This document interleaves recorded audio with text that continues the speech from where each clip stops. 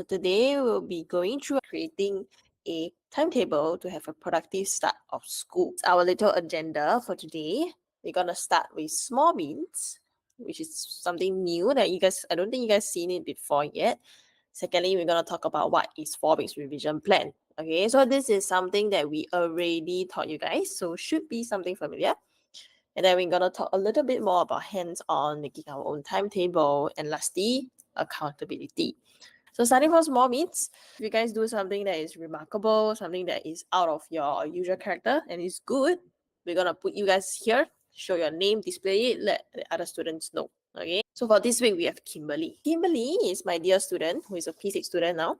So last week, she managed to submit her homework and her science mind maps to me without a single reminder. So any one of you remember what is a 4 weeks revision plan? Which module is this from? Isn't it time Nope. management? You are wrong. It's from exam skills. 4 weeks revision plan, as simple as it sounds, is broken up into 4 different weeks. In each week, we'll tackle and add a little more things into our timetable. Okay, so you can see from the header here, week 1 is where we prepare all our exam materials. Week 2 is when we start to study and memorize all our study materials. Week 3 and 4, we're going to look at it together, is when we start to do our practice papers. Okay, so practice papers plus our master booklet on week 4. Under week 1, I have 4 different icons. Okay, so each of the icons represent things that we need to check or we need to do in week 1. Okay, each icon is giving you some sort of clues. So let's start with number 1. Calendar and plan your daily tasks and goals. You got this one correct. This one. So this one is your goals. Okay, your first half of the answer is right and wrong. The first answer is actually to check the date, the time, and the venue of your PSLE or any other exams that you guys. Something like a checklist-ish is what we have as examination scope.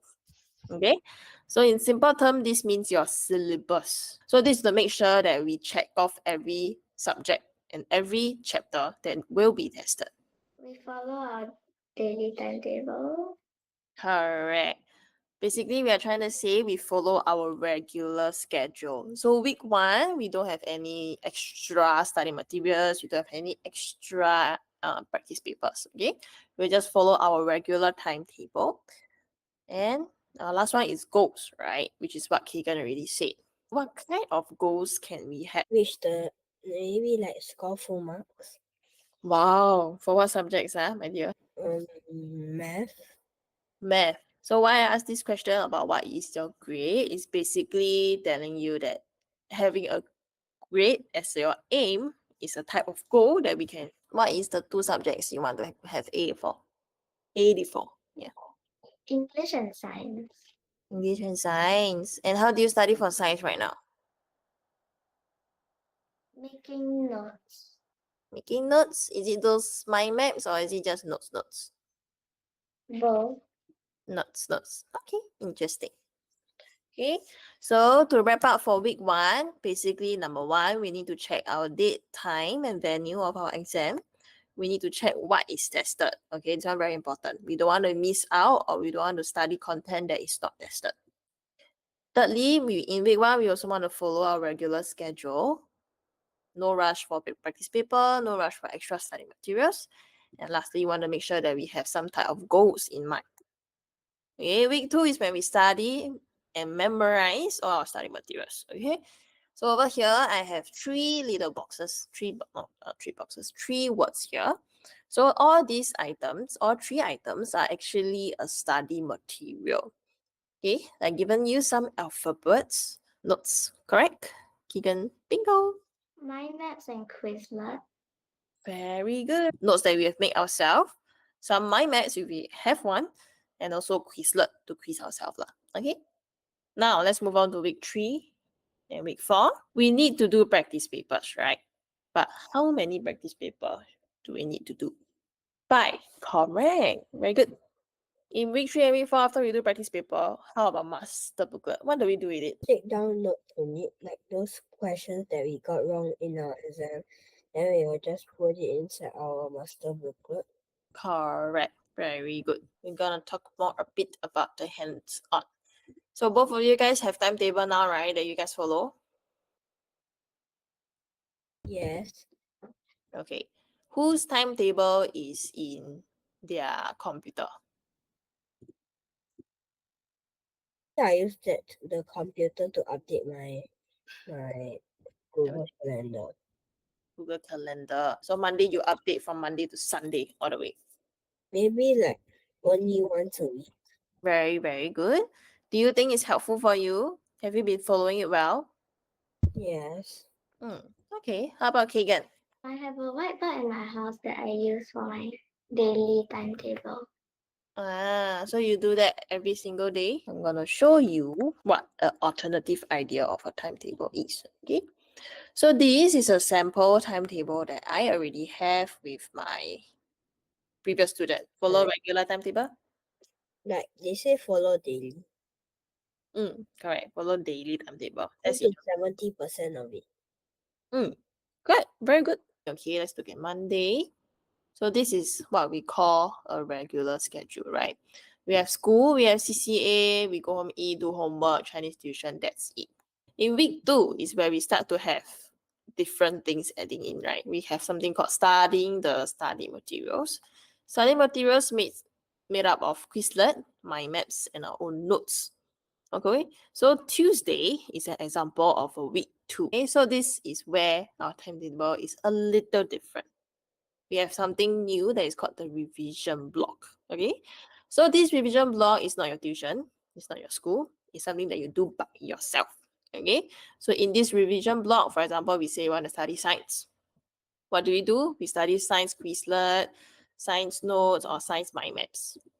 Okay, and then in week 3 and week 4 is where our practice paper come in. So things like practice paper will be included in our yellow box. Why must we put like Google Calendar in those color types? The main reason is for you to be familiar with your your calendar actually. So imagine if I don't put any color, do you think you will be enticed to follow your timetable or not? Do you even bother to read it? If it looks like that, easy to read or not? No. Yeah, no. So we put some colors. So we recognize that, okay, Monday and Wednesday plus Friday, I got tuition. How many times, how many boxes, how many hours do I need to do my homework? Green. When do I have my self-revision block without school or without tuition? Yellow. So there are 3 main study materials that we have and we encourage them to work on. Number 1 is their notes. So these notes are self-made. It shouldn't be from their teacher's tuition or tuition teachers. It should be those that they write themselves. And then we also have mind maps. So mind maps are typically used for science concepts, those that require more theory, a lot more colors, need to be abstract. Basically branch it out for them to better understand and visualize the content. And lastly, we have Quizlet. So Quizlet is an online platform. They can go there and do flashcards. Yeah. If they don't like to use electronic devices when they study, it's also okay to make their own flashcards. So small piece of paper, maybe this size, question at the front and then answer at the back. And then they can quiz themselves whenever they need to. The number of practice papers that they should do in week 3 and week 4. We try to keep it at 5 per week. And then as for how many with and without exam conditions, we encourage 2 without exam conditions. So without exam condition means they are able to do it with calculator for paper 1, for example, be able to do beyond the set timings. So maybe PSLE, they require you to finish within 1 hour. Without exam condition means 1.5 or 2 hours. Yeah. So 2 without exam conditions, and then the remaining 3 with condition. I think my students, they improve more with mind maps first. When they are doing mind maps, they are able to understand the content, visualize the content.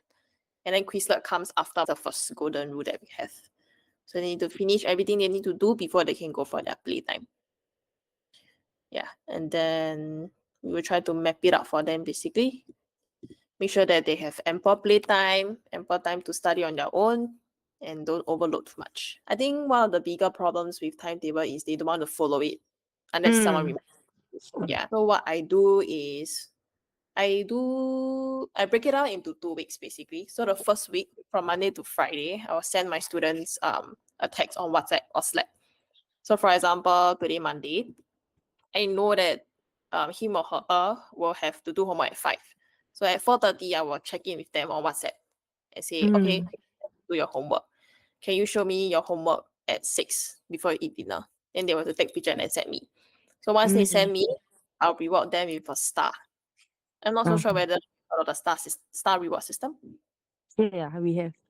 Yeah. So that's what I do. Then I'll do that for 1 week. And then after 1 week, I'll tell him or her that, okay, I'm not going to remind you. If you're able to do it without my reminders, I can give you an extra star. So 2 stars for every photo that they send me. Oh, okay. Yeah. And progressively, after maybe 2 to 3 weeks, or maybe for some students even longer, then they'll be able to build that accountability themselves. Okay. Got it. So if this is a system that you want to try, you can let me know that I can let your mentor know.